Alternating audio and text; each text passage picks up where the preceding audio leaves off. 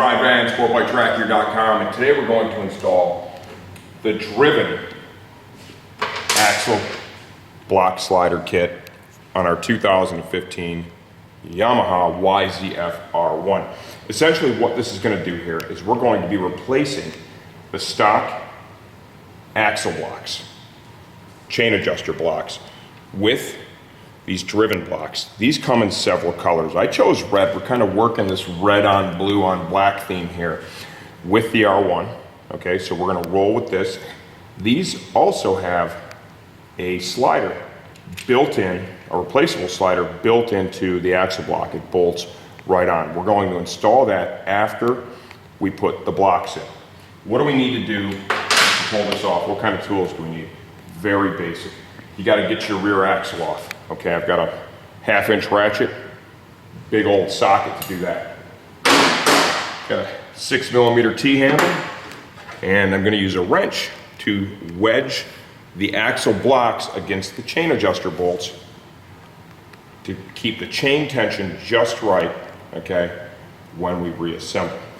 First thing I'm going to do is use my brand new Pitbull Pit Crew tire wedge, greatest tool ever.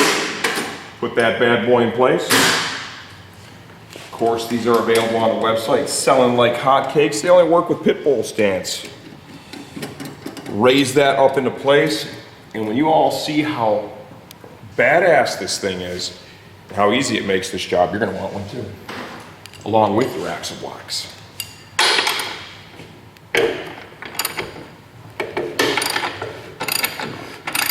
First thing we need to do is get our axle totally out.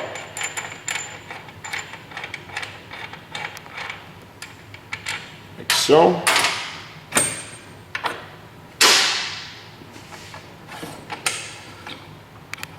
Okay, there is a right and look at that. I mean, that tire is just sitting there perfect. Everything's lined up. The axle's going to go right back in. Now you know why I love it. Okay, look at these stock axle blocks. You can see the difference, right?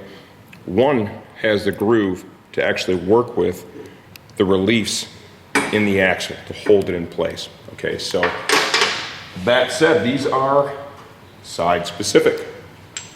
We have the one for the left side here, okay, and it's actually marked with an L on the very end. And we have one here for the right marked with an R.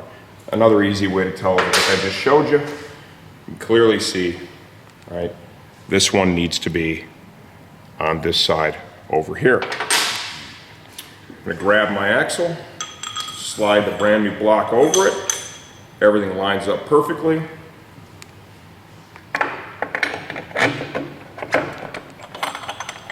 Slide our axle through.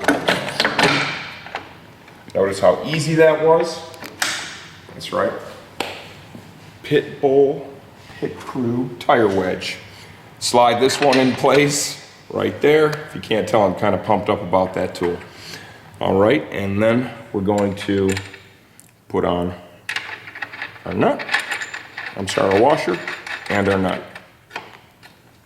Next up is going to be that chain tension. I'm going to show you what I'm going to do with this wrench. Okay, I'm going to take this wrench. I'm going to put it in between the socket and the chain. Got to release the tire wedge so I can roll it, okay? What I'm doing here by wedging these two together and rolling this forward is I'm pushing the axle blocks against the adjustment bolts, okay? Because you want this all nice and lined up, the axle running true with the frame. I like to swat it a couple times, and then I'm going to come on the other side, and we're going to snug it up. As you can see, this is a pretty basic job. If you change the rear tire, you can easily do this. Torque that to spec. Remember, if you want to use a torque wrench, consult Google for your torque spec. I have chosen not to. Next, we need to install the actual sliders in place. They want you to use Loctite back here, blue Loctite, not red. The red is a little too strong for this purpose. A little bit of blue. Should always do that when you put your spools in as well.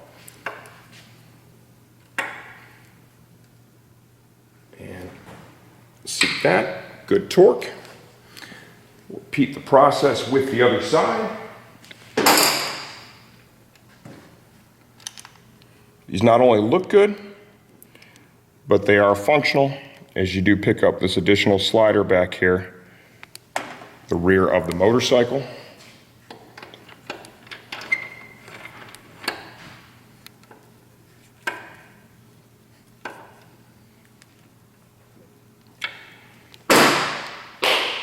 And there you have it.